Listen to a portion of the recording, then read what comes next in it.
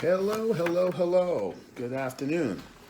This is Joseph Williams from Almost Daily View of the Border with Joseph Williams. As you know, the other day we read the Attorney General's report on the Mueller report. Today, what we're going to do is cover Mueller's response, which is actually his resignation. But in that resignation, he goes into basically to follow up on what Barr has said about his report. So, to get things started, we're just going to dive right on in. Robert Mueller III, the special counsel. Good morning, everyone, and thank you for being here. 2 years ago, the acting attorney general asked me to serve as special counsel, and he created the special counsel's office. The appointment order directed the office to investigate Russian interference in the 2016 presidential election. This included investigating any links or coordination between the Russian government and individuals associated with the Trump campaign. Now, I have not spoken publicly during our investigation. I am speaking out today because our investigation is complete. The Attorney General has made the report on our investigation largely public. We are formally closing the special counsel's office, and as well, I am resigning from the Department of Justice to return to private life. I'll make a few remarks about the results of our work, but beyond these few remarks, it is important that the office's written work speak for itself. Let me begin where the appointment order begins, and that is interference in the 2016 presidential election. As alleged by the grand jury in an indictment, Russian intelligence officers who are part of the Russian military launched a concerted attack on our political system. The indictment alleges that they used sophisticated cyber techniques to hack into computers and networks used by the Clinton campaign. They stole private information and then released the information through fake online entities and through the organization WikiLeaks. The releases were designed and timed to interfere with our election and to damage a presidential candidate, And at the same time, as the grand jury alleged in a separate indictment, a private Russian entity engaged in a special media operation where a Russian citizen poses as Americans in order to influence an election. These indictments contain allegations, and we are not commenting on the guilt or innocence of any specific defendant. Every defendant is presumed innocent unless and until proven guilty. The indictment alleged that other activities in our report describes efforts to interfere in our political system. They needed to be investigated and understood, and that is among the reasons why the Department of Justice established our office. That is also a reason we investigated efforts to obstruct the investigation. The matters we investigated are of paramount importance. It was critical for us to obtain full and accurate information from every person we question. When a subject of the investigation obstructs that investigation or lies to investigators, it strikes at the core of their government's effort to find the truth and hold wrongdoers accountable. Let me say a word about the report. The report has two parts, addressing the main issues we were asked to investigate. The first volume of the report details numerous efforts emanating from Russia to influence the election. This volume includes a discussion of the Trump's campaign's response to this activity, as well as our conclusions that there was insufficient evidence to charge a broader conspiracy. And in the second volume, the report describes the results and analysis of our obstruction of justice investigation involving the president. The order appointing me special counsel authorized us to investigate actions that could obstruct the investigation. We conducted that investigation, and we kept the office of the acting attorney general apprised of the progress of our work.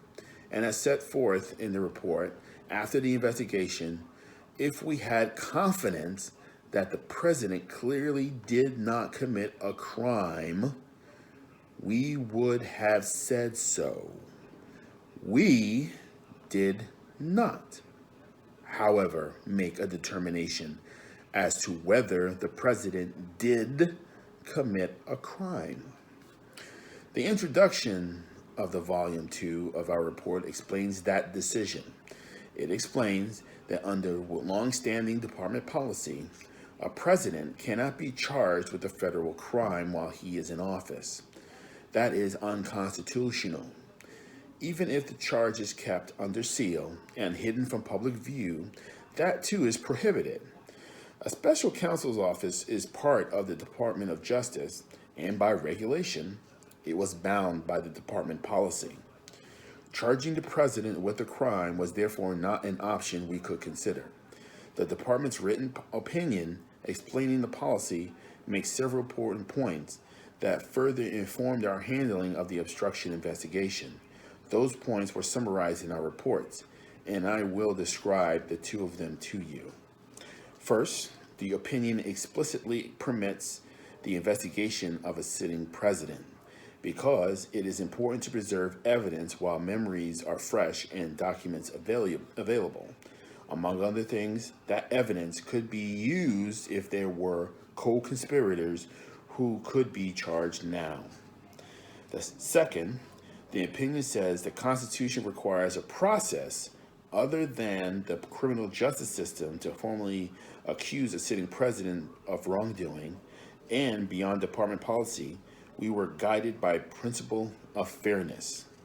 It would be unfair to potentially accuse someone of a crime when there can be no court resolution of the actual charge. So that was Justice Department policy. Those were the principles under which we operated, and from them we concluded that we would not reach a determination one way or the other about whether the president committed a crime. That is the office's final position, and we will not comment on any other conclusions or hypotheticals about the president. We conducted an independent criminal investigation and reported the results to the Attorney General as required by department regulations. The Attorney General then concluded that it was appropriate to provide our report to Congress and to the American people. At one point in time, I requested that certain portions of the report be released, and the Attorney General preferred to make the entire report public all at once. We appreciate that the Attorney General made the report largely public, but I certainly did not question the Attorney General's good faith in that decision. Now, I hope to expect this to be the only time that I will speak to you in this matter. I am making the decision myself. No one has told me whether I can or should testify or speak further about the matter. There has been discussion about the appearance before Congress. Any testimony from this office will not go beyond our report. It contains our findings and analysis and the reason for the decisions we made. We chose those words carefully, and the work speaks for itself. And the report is my testimony. I would not provide information beyond that which is already public in any appearance before Congress. In addition, access to our underlying work product is being decided in a process that does not involve our office. So beyond what I've said here today and what is contained in our written work, I do not believe it is appropriate for me to speak further about this investigation or to comment on the actions of the Justice Department or Congress. And it is for that reason I will not be taking questions today as well. Now, before I step away, I want to thank the attorneys, the FBI agents, the analysts, the professional staff who helped us conduct this investigation in a fair and independent manner. These individuals who spent nearly 2 years with the Special Counsel's Office were of the highest integrity, and I will close by reiterating the central allegation of our indictments. There were multiple systematic efforts to interfere in our election, and that allegation deserves the attention of every American. Thank you for being here today. So, that was Muller's response, and this is Barr's response. And as you can see, there are two different scenarios here. You have Attorney General Barr, vindicating the president, saying he ain't guilty, which Trump took to the moon and said, you see. And you have Muller saying, well, it's not all that black and white. There's a lot of gray. And he did not definitely say that the president did not commit a crime. Okay?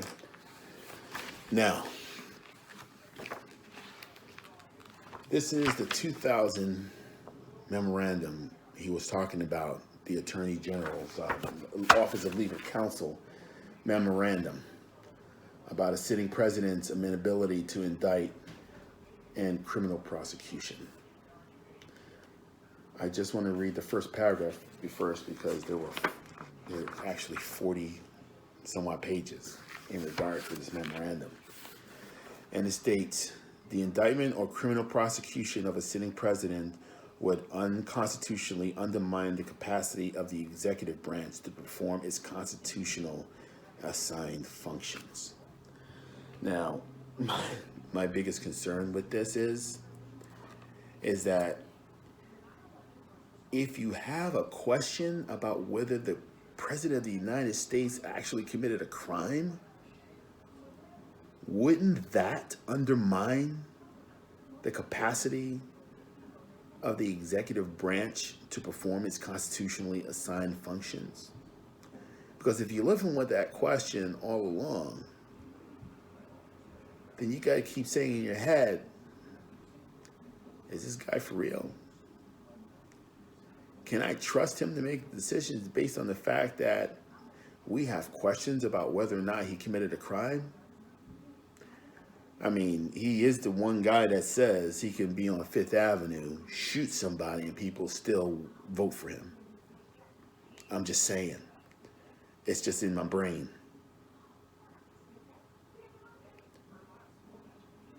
How much has the capacity to function been undermined just by the actions?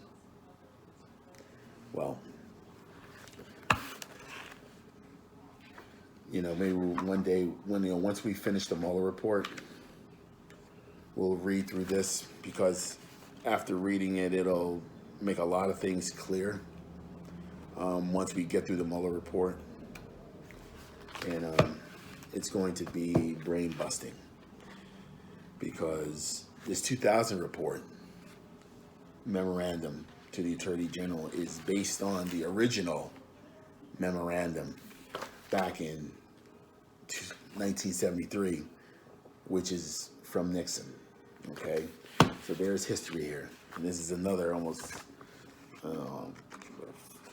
another 40 pages worth of fact-finding memorandum on the amenability of the president, vice president, and other civil officers to federal criminal prosecution while in office. And what's really, really sad is that we even have to have that conversation about whether or not we should indict a president. Gives you pause to even think about that.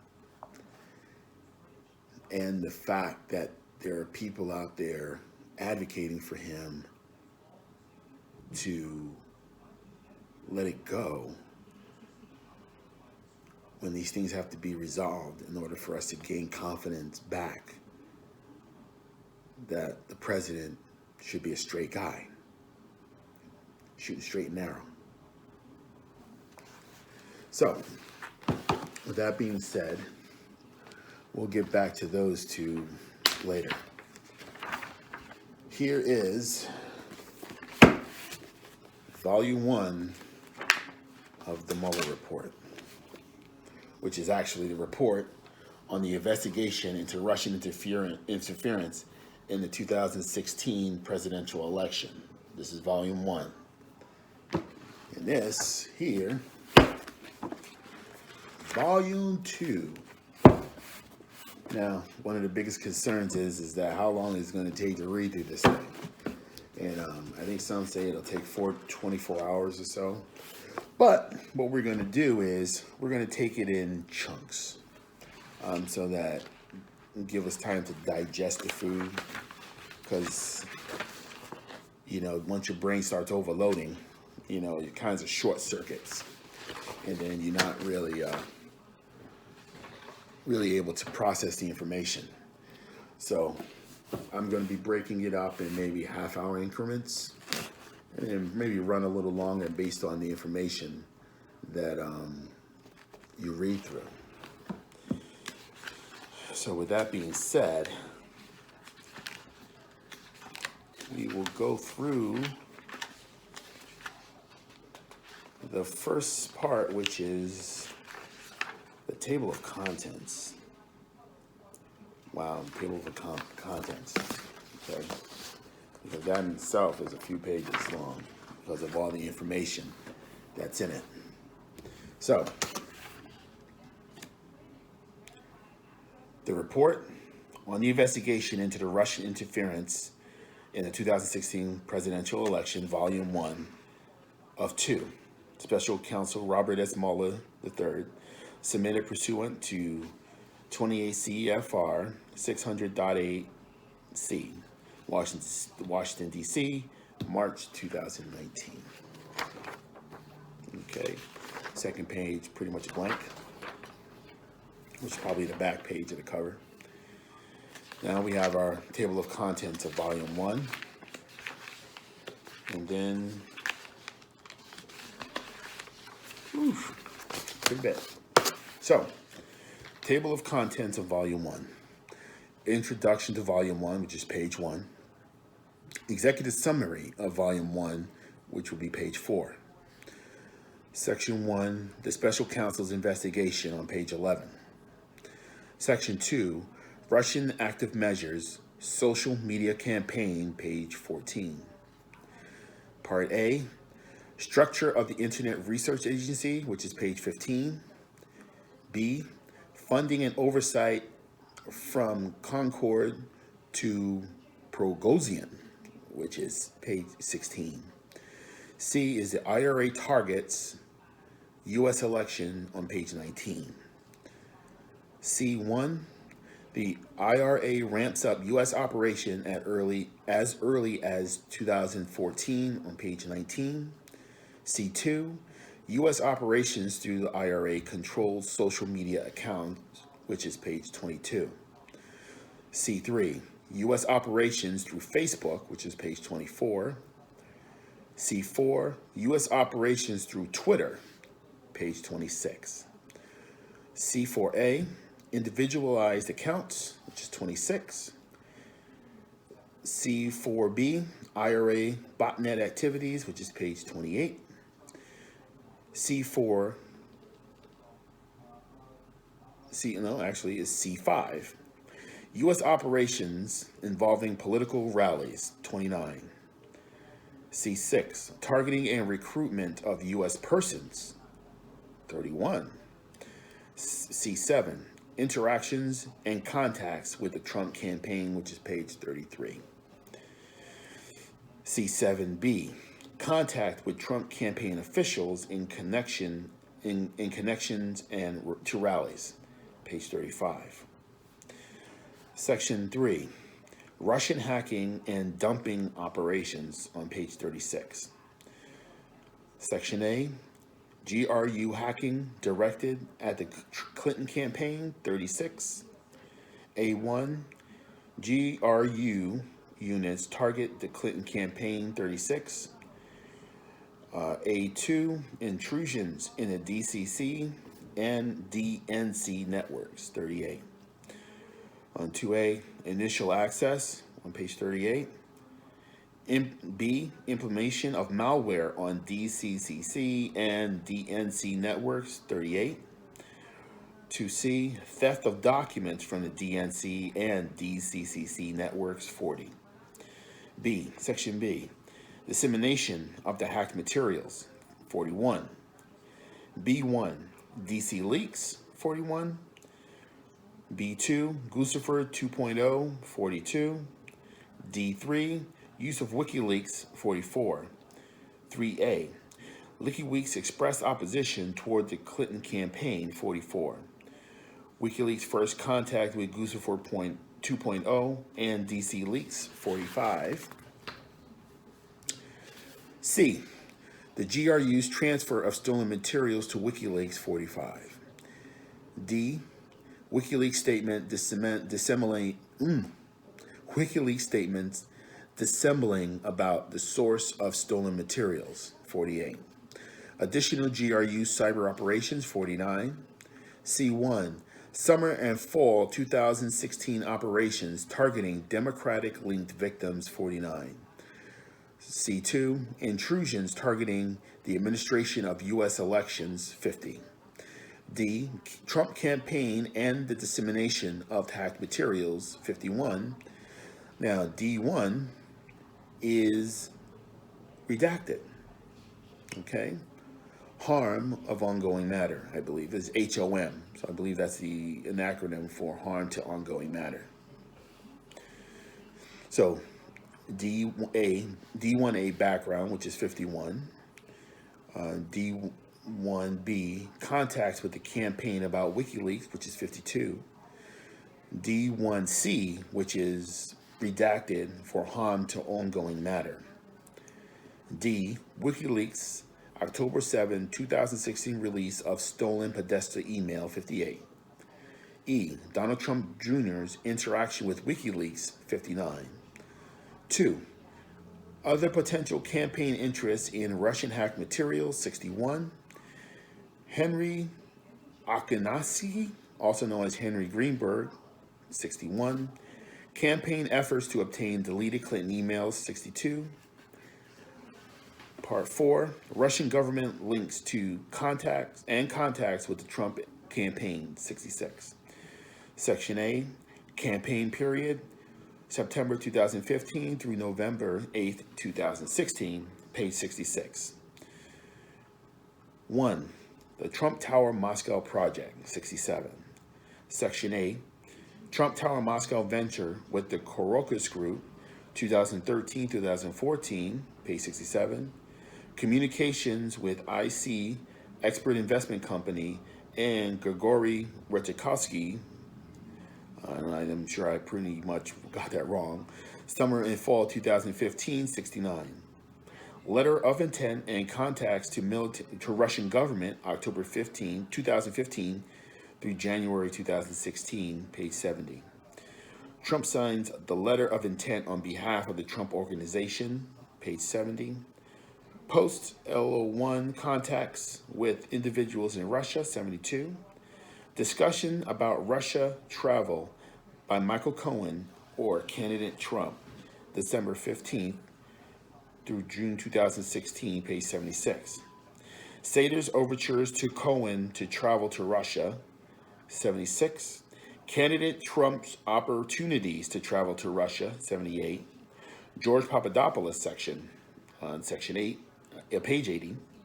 Origins of the campaign work, 81. Intel Russia-related contacts, 82. March 31st foreign policy team meeting, page 85. D. George Papadopoulos learns that Russia has dirt in the form of Clinton emails, page 86. Russia-related communications with the campaign, 89. Trump campaign knowledge of dirt, 93. Additional George Papadopoulos contacts, 94. Number 3, Carter Page on 95. Background on 96. Origins of an early campaign work on 97. Carter Page's July 2016 trip to Moscow, page 98. Later campaign work and removal from the campaign, 102. Dimitri Symes and the Center for the National Interest, 103. CNI and Dimitri Symes connect with the Trump campaign on page 103. National Interest hosts a foreign policy speech at the Mayflower Hotel, page 105. Jeff Sessions post-speech interactions with CNI, 107. Jared Kushner's continued contact with Symes, 108. June 9, 2016 meeting at Trump Tower, 110. Setting up the June 9th meeting, 110. Outreach to Donald Trump Jr., 110. Awareness of the meeting with the campaign, 114. Events of June 9, 2016, 116. Arrangements for the meetings, 116. Conduct of the meeting, 117. Post-June 9 events, 120. Events at the Republican National Convention, 123. Ambassador Kislyak's encounters with Senator Sessions and J.D. Gordon the week of the RNC, 123. Change the Republican Party platform, 124. Post-convention contacts with Kislyak, 127. Ambassador Kislyak invites J.D. Gordon to breakfast at the ambassador residence, 127. Senator Sessions September 2016 meeting with the Ambassador Kislyak, 127. Paul Manafort, on 129. Paul Manafort's ties to Russia and Ukraine, 131. Oleg Dispreska, consulting work, 131. Political consulting work, 132. Konstantin Kilimnik, 132. Contacts during Paul Manafort's time with the Trump campaign, 134. Paul Manafort's campaign period contacts, 135. Paul Manafort's 2 campaign period meetings with Konstantin Kilimnik in the United States, 138. Post-resignation activities, 141. Post-election and transition period contacts, 144. Immediate post-election activity, 144. Outreach from the Russian government, 145. High-level encouragement of contacts through alternative channels, 146. Kirill Dmitriev, transition-era outreach to the incoming administration, 147. Background, 147. Kirill Dmitriev's post-election contacts with the incoming administration, 149. Eric Prince and Kirill Dmitriev meet with the Seychelles, I know I butchered that, 151. George Nader and Eric Prince arrange Seychelles meeting with Dmitriev, 151. The Seychelles meeting, 153. I am so sorry for messing up that name. Eric Prince's meeting with Steve Bannon after the Seychelles trip, 155. Kirill Dmitriev's post-election contact with Rick Gerson regarding U.S.-Russian relations, 156. Ambassador Kislyak's meeting with Jared Kushner and Michael Flynn in Trump Tower following the election, 159. Jared Kushner's meeting with Sergei Gorskov, 161. Petri Avian's outreach efforts to the transition team, 163. Carter Page's contact with Deputy Prime Minister Ardike Dekoratikov, I am so sorry, 166. Contacts with and through Michael T. Flynn, 167. United Nations vote on Israeli settlements, 167. U.S. sanctions against Russia, 168. Prosecution and declination decisions, 174. A Russian active measures social media campaign, 174. Whew. All right. Russian hacking and dumping operations, 175. Section 1030 computer intrusion conspiracy, 175. Background, 175. Charging decision as to redacted, harm to ongoing matter on 176. Potential section 1030 violation by redacted for personal privacy, 179. Russian government outreach and contacts, 180. Potential coordination and conspiracy and conclusion, 180. Potential coordination foreign agent statutes, FARA and 18 U.S.C. 1951 951, 181. Governing law, 181. Application, 182. Campaign finance, 183. Overview of governing law, 184. Application to June 9 Trump Tower meeting, 185. Okay, thing of value element, 186.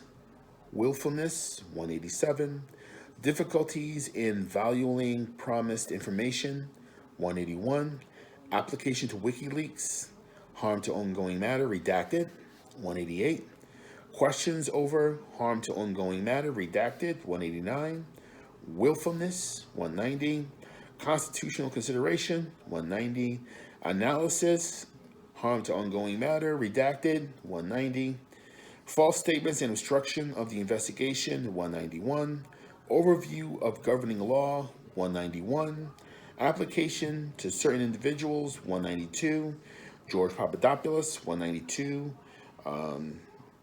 personal privacy redacted, 194, Michael Flynn, 194, Michael Cohen, 195, redacted, harm to ongoing matter, 196, Jeff Sessions, 197, others interviewed during the investigations, 198. So, that there is the table of contents for Volume 1, okay? And that is a very, very, yeah, a lot. A lot, right? So, with that being said, what we are going to do is that we're going to take our first section, okay? We're going to go to the introduction to Volume 1, and then we're going to call it a day today, okay? And this is what we got here. Page 1, introduction to Volume 1, okay? All right. This report is submitted to the Attorney General pursuant to 28 CFR 600-8C, which states that at the conclusion of the special counsel's work, he shall provide the Attorney General a confidential report explaining the prosecution or declination decisions the special counsel reached. The Russian government interfered in the 2016 presidential election in sweeping and systematic fashion. Evidence of Russian government operations began to surface in mid-2016. In June, the Democratic National Committee and its cyber response team publicly announced that Russian hackers had compromised its computer network. Releases of hacked materials, hacks that public reporting soon attributed to the Russian government, began that same month. Additional releases followed in July through the organization WikiLeaks, with further releases in October and November. In late July 2016, soon after WikiLeaks' first release of stolen documents, a foreign government contacted the FBI about a May 2016 encounter with Trump's campaign foreign policy advisor George Papadopoulos. Papadopoulos had suggested to a representative of that foreign government that the Trump campaign had received indications from the Russian government that it could assist the campaign through the anonymous releases of information damaging to Democratic presidential candidate Hillary Clinton. That information prompted the FBI on July 31st, 2016 to open an investigation into whether individuals associated with the Trump campaign were coordinating with the Russian government in its interference activities. That fall, two federal agencies jointly announced that the Russian government directed recent compromises of emails from U.S. persons and institutions, including U.S. political organizations, and these thefts and disclosures are intended to interfere with the U.S. election process. After the election in late December 2016, the United States imposed sanctions on Russia for having interfered in the election. By early 2017, several congressional committees were examining Russia's interference in the election. Within the executive branch, these investigatory efforts ultimately led to the May 2017 appointment of Special Counsel Robert S. Muller III. The order appointing the special counsel authorized him to investigate the Russian government's efforts to interfere in the 2016 presidential election, including any links or coordination between the Russian government and individuals associated with the Trump campaign. As set forth in detail in this report, the special counsel's investigation established that Russia interfered in the 2000 presidential election principally through two operations. First, a Russian entity carried out a social media campaign that favored presidential candidate Donald J. Trump and disparaged presidential candidate Hillary Clinton. Second, a Russian intelligence service conducted a computer intrusion operation against entities, employees, and volunteers working on the Clinton campaign, and then released stolen documents. The investigation also identified numerous links between Russian government and the Trump campaign. Although the investigation established that the Russian government perceived it would benefit from a Trump presidency and worked to secure all that outcome, and that the campaign expected it would benefit electorally from information stolen and released through Russian efforts, the investigation did not establish that members of the Trump campaign conspired or coordinated with the Russian government in its election interference activities. Okay, so below, we describe the evidentiary considerations underpinning statements about the results of our investigation and the special counsel's charging decisions, and we then provide an overview of the 2 volumes of our report. The report describes actions and events that the special counsel's office found to be supported by the evidence collected in our investigation. In some instances, the report points out the absence of evidence or conflicts in the evidence about a particular fact or event. In other instances, when substantial, credible evidence enabled the office to reach a conclusion with confidence, the report states that the investigation established that certain actions or events occurred. A statement that the investigation did not establish particular facts does not mean there was no evidence of those facts. In evaluating whether evidence about collective actions of multiple individuals constituted a crime, we apply the framework of conspiracy laws, not the concept of collusion. I'm going to read that line again.